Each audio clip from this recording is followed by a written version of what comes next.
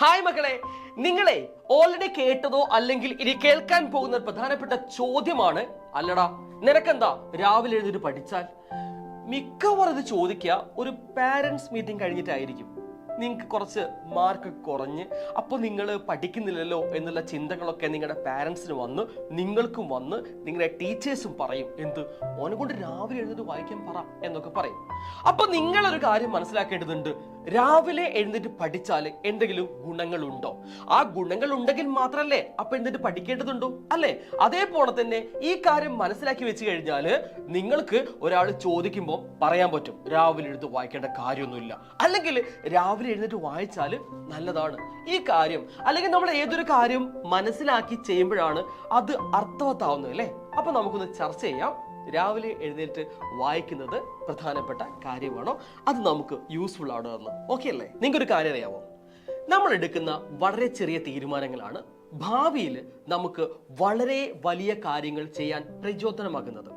നിങ്ങൾക്ക് പലപ്പോഴും അതിരാവിലെ എഴുന്നേൽക്കാൻ ഭയങ്കര മടിയുണ്ടാവും. രാവിലെ പുതച്ചു മൂടി കിടക്കുക എന്ന് പറഞ്ഞാൽ അതിലും സുഖമുള്ളൊരു പരിപാടി വേറെയില്ല, ശരിയല്ലേ? അപ്പോ നിങ്ങൾ എല്ലാവരും ചിന്തിക്കും, എനിക്ക് രാവിലെ എഴുന്നേൽക്കാൻ പറ്റില്ല, എൻ്റെ ശരീരം അല്ലെങ്കിൽ എന്നോട് എൻ്റെ ബോഡി പറഞ്ഞ എന്താണ്, രാത്രി ഇരുന്ന് പഠിച്ചാൽ മതി, രാത്രി 10 മണി വരെയോ 11 മണി വരെയോ 12, ഇനി ഒന്നും വിഷയമല്ല, ഇരുന്ന് പഠിക്കും നമ്മൾ അല്ലേ? പലപ്പോഴും അങ്ങനെ ചെയ്യാറുണ്ട്. പക്ഷേ എന്തുകൊണ്ടാണ് രാവിലെ നമുക്ക് എഴുന്നേൽക്കാൻ പറ്റാത്തത്? ഓൾറെഡി ഞാൻ പറഞ്ഞു, മടി കൊണ്ടാണ്. ഈ മടി ഒന്ന് മാറ്റി വെച്ചേ മതിയാവുള്ളൂ. കാരണം നിങ്ങൾക്ക് ഏറ്റവും നന്നായിട്ട് പഠിക്കാൻ സാധിക്കുന്ന സമയം അതിരാവിലെയാണ്. എന്തൊക്കെയാണ് എന്ന് നമുക്ക് ചിന്തിക്കാം. ഒന്നാമത്തെ കാരണം, നിങ്ങൾക്ക് ഏറ്റവും നല്ല രീതിയിൽ പഠിക്കാൻ പറ്റുന്നത് ഏകാഗ്രത കിട്ടുമ്പോഴാണ് അല്ലേ?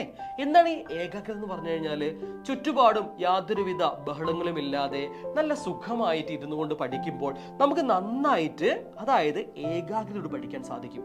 അത് പ്രധാനപ്പെട്ട കാര്യമാണ്. രാവിലെ അത് പോസിബിൾ ആണ് അല്ലേ? കൂടാതെ നിങ്ങളുടെ ഉള്ളിൽ ഉണ്ടാവുന്ന ചിന്തകൾക്ക് ഒരുപാട് കുറവുണ്ടാവും അതിരാവിലെ.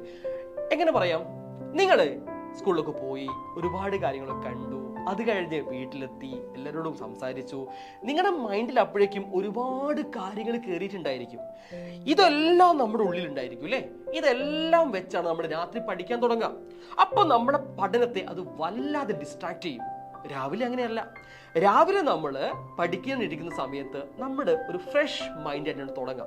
അപ്പൊ നമുക്ക് രണ്ട് കാര്യങ്ങൾ ലഭിച്ചു. ഒരു ഫ്രഷ് മൈൻഡ് ആയിട്ട് ഏകാഗ്രതയോട് പഠിക്കാൻ സാധിച്ചു. അത് പ്രധാനപ്പെട്ട കാര്യമാണ്, ശരിയല്ലേ?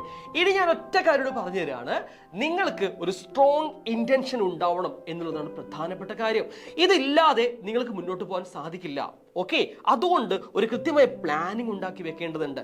രാവിലെ എഴുന്നേറ്റ് നിങ്ങൾ 2 മണിക്കൂർ പഠിക്കുന്നുണ്ടെങ്കിൽ രാത്രി നിങ്ങൾ പഠിക്കുന്നത് ഒരു 8 മണിക്കൂർ നിങ്ങൾ രാത്രി പഠിച്ചിരിക്കും. വേണ്ട, നിങ്ങൾ രാത്രി ഒരു 3 മണിക്കൂർ പഠിച്ചു വിചാരിക്കും. ആ പഠനം നിങ്ങൾക്ക് അതേ എഫക്റ്റോട് കൂടി അതിരാവിലെ എഴുന്നേറ്റിട്ട് ഒരു 1/2 മണിക്കൂർ പഠിച്ചാൽ ലഭിക്കുന്നതാണ്. ഇത് ഞാൻ പറഞ്ഞ കാര്യമല്ല, സയന്റിഫിക്കലി പ്രൂവ്ഡ് ആണ് കേട്ടോ. സോ 3 കാര്യങ്ങൾ ഞാൻ ഇവിടെ പറഞ്ഞു. ഒന്ന്, കൃത്യമായിട്ട് ഏകാഗ്രതയോടുകൂടി മനസ്സ് തുറന്ന് പഠിക്കാൻ സാധിക്കുന്ന കാര്യങ്ങളുണ്ട് രാവിലെ പഠിക്കുമ്പോൾ എന്ന് മനസ്സിലാക്കി വെക്കുക. അതുകൊണ്ട് ഒരു സ്ട്രോങ് ഇന്റൻഷൻ നിങ്ങളുടെ ഉള്ളിൽ വേണം. ഒരു കൃത്യമായ പ്ലാനിങ്ങോട് കൂടി നിങ്ങൾ മസ്റ്റായിട്ടും രാവിലെ എഴുന്നേറ്റ് പഠിക്കുക.